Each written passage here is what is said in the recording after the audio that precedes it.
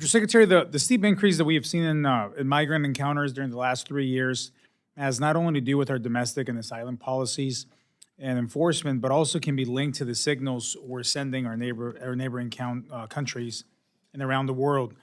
I hear and see consistently the impact of the porous border policies are having in my communities. Now, when the Biden administration began, you all swiftly suspended the asylum cooperative agreements that we had with El Salvador, Guatemala, and Honduras. Additionally, you all ended the migrant protection protocols, also known as Remain in Mexico, that we had a cooperative agreement with Mexico on that, both that had been working. In the statement you wrote, you said the Biden administration believes there are more suitable ways to work with our partner governments to manage migration across the region. That was your statement. Mr. Secretary, I would note that while we vehemently disagree over the value of these agreements, I would be pleased if we had seen a positive result from the end of these agreements. However, we have not. That's not an opinion, that's a fact. Numbers show it. So do you believe that ending these agreements has yielded a net positive result as it relates to U.S. interest?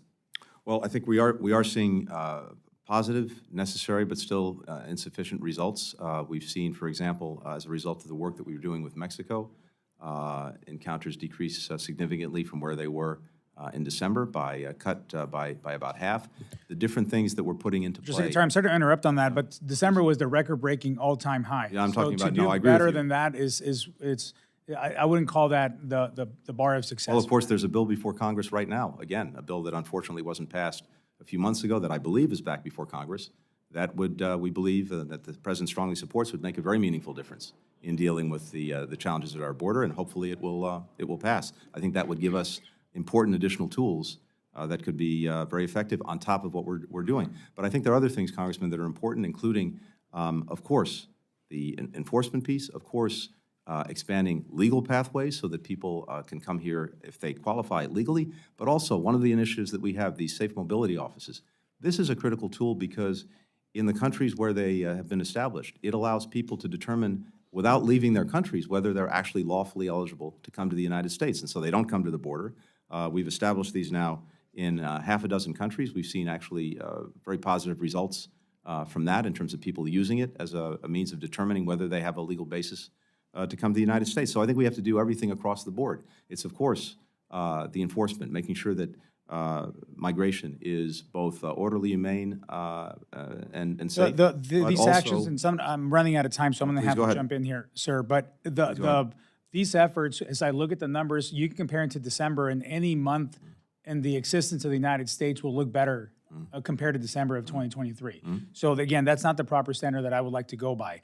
Still, numbers are on the rise once again. They're much higher than they were 3 years ago. So all these measures, compared to the measures that were in place in 19 and even 20, are not working as well, because we see the numbers that have gone up by 200, 300%. They're not going down significantly in the way that if we are approaching and applying an all-the-above approach, it's simply not working. My constituents are feeling it every single day. I'm someone that was born in Mexico, went through the process, became a citizen in 2006, and a member of Congress in 2022. I believe in the American dream and the opportunities this country offers. However, what we're seeing on the border and the abuse in our system, the rule of law, is not the way that we want to be welcoming people. It's endangering them, creating a humanitarian crisis as well as a national security crisis. So I would challenge the premise that this is working. It's not, Mr. Secretary, and we need to take serious action on this. And one more item, we talk about legislation that has been passed. This Congress, on Republican majority, we passed the H.R. 2, the border security bill. It went to go sit in the Senate. That bill alone would have dealt with this issue immediately. So I call on my colleagues to do the right thing here, but also on you, sir, to make sure that this works. And what we're seeing right now is not working. Thank you, Mr. Secretary.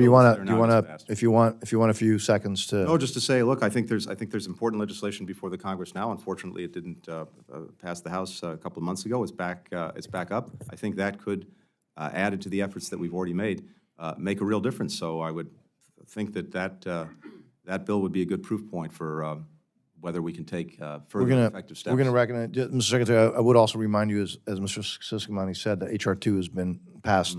It's not in consideration. It passed a long time ago. And I would hope that you would look at that as a great option.